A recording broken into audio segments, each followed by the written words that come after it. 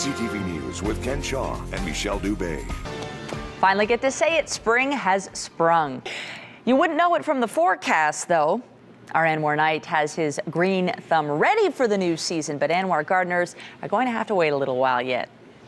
Yeah, indeed. It depends where you are, though, Michelle. I mean, if you really look around, the signs of the new season are all around us. Everything is springing to life as we broadcast live here at Allan Gardens. And what we're going to do over the next hour is learn about how bugs are great forecasters, and they are the true signatures of the new season that's going to come. We invited our friends from Bugs Without Borders. They're the city's only live education program, and they visit schools, do corporate events, and their sole mission is to educate the public on the importance of bugs.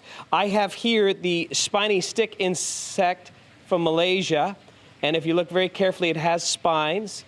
That's for predators. Oh, it's getting my lower eyelid.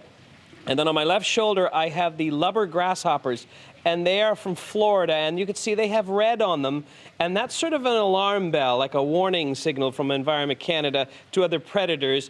Don't eat me, I taste really bad, so they're poisonous to other insects. And we're going to learn all about the beauty of bugs throughout the next hour and how they can help us take and tell you the forecast. This is, by the way, a hissing cockroach, so our buggy fun will continue, but now it's time for you guys in the studio. Don't you make a noise? Yes, no, maybe? That is a big bug. A bug's life. Yeah, right here. You got something right here. And it's bugging me. We are celebrating the new season, broadcasting live at Allan Gardens. This is something you may have noticed already. Despite the wind chills in the morning, we have spotted a couple of local banded snails out in the yards. All they need is 4 or 5 degrees. But one snail that you won't find, even if it's really hot, is this one. Take a look and tell us about it, Sabeena. This is an African giant land snail. You can see the size of the shell here compared to your little guy. And you can see the body here. We actually call this a foot. And don't poke them in the eyes, because these are the eye stalks. Not the antenna. Not the antennae. And you were saying that this could actually go over the sharpest knife. It could. It actually slimes the blade and then just rolls right over it. So that's the slime that you see in your backyard. It's sliming the ground so it doesn't cut the body or hurt the body. Wow, well, look at that escargot. I'm sorry, that was lame. I'm sorry. Listen, we're going to learn more about nature and have your full forecast coming up after this break as we broadcast live at Allan Gardens. Spring is definitely in the air here. Stay with us. I can't believe the size comparison. It's nuts. That must weigh. Back to Allan Gardens. You are such a brave man with little slimy things on your face. Actually, we can't decide whether you're brave or... Just crazy. Yeah. Yeah, sometimes I wonder myself, but there is a fascination about nature. I've always been a big nature lover, and I've been assured by Sabeena that none of these will kill me, which is good. And now we've got something a little more gentler, but guys, it really is something. And perhaps, you've seen the stories about the annual migration of the monarch butterfly. Every year it happens, but just in the last 8 days, scientists have revealed that the big migration, when they go from North America and travel over to Mexico, it was devastating. Only 59% drop. So, Sabeena, I wanted to ask you, Sabeena's with Bugs Without Borders. We're broadcasting live here at Allan Gardens. That is a significant thing, but why should the average person care about that? They should care because they help pollinate the flowers. And also, if you're seeing this kind of drop with the butterflies, then it won't be long before we see it with other insects as well as affecting the food chain. And do we have any idea on what they believe is the cause of this? Well, there are several factors, herbicides being one, pesticides. Also, the loss of the milkweed, it eliminates the milkweed, which is what the larvae eat.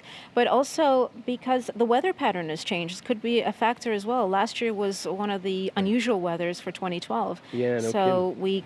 It affected the lifespan, which then affected the amount of eggs that each female laid across her lifetime. So this is the monarch, and the one that you're, look at, yeah, Jeff, I want to zoom in. Tell me about this butterfly. This is just beautiful. This is the blue butterfly. This is a morpho butterfly, the blue morpho. And you can see on the other side, it's brown. The wings are brown. So when it opens and closes the wings, it actually looks like it's appearing and disappearing into the trees. And blue and then appearing as blue. So it's this beautiful, bright color.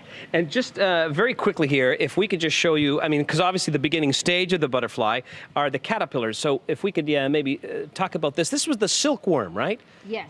This is responsible for all the silk materials that we have in the world today. So this is the silkworm caterpillar, the larvae. It's going to change into a silkworm moth. But this is the interesting thing. This is the cocoon. Wow. And if we put this in a warm water, it will unravel, and this is where we get our silk from. So it's no wonder it's so expensive when you buy something made out of silk. I mean, the process to get that. It's quite long, yes, absolutely. And again, these, I mean, not these particular ones, we wouldn't find them in Canada, but caterpillars, again, will be another signature that the warmer air is starting to move in. That's right. They'll eat all different types of leaves, and I've got one here to show you. Very quickly.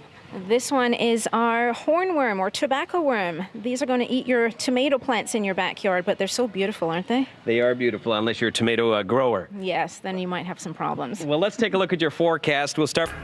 I'm Anwar Knight, live on location at Allan Gardens. In my left hand is your typical house spider, the world's cheapest exterminator because they eat all the little bugs you don't want. But in my right hand is what we call a tarantula. And I'm told that we have to be careful that the back hairs don't flare up because that is what can cause problems. Okay, I think we're good. We'll have a forecast recap after this break as we broadcast live at Allan Gardens. It's all yours, Sabeena. Flaring up. We got flaring hair.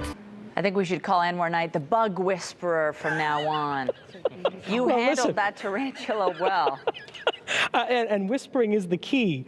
You know, I asked Sabeena from Bugs Without Borders, what's the most popular question when it comes to the tarantula? And you said, is it going to bite me? And the second is it going to kill me?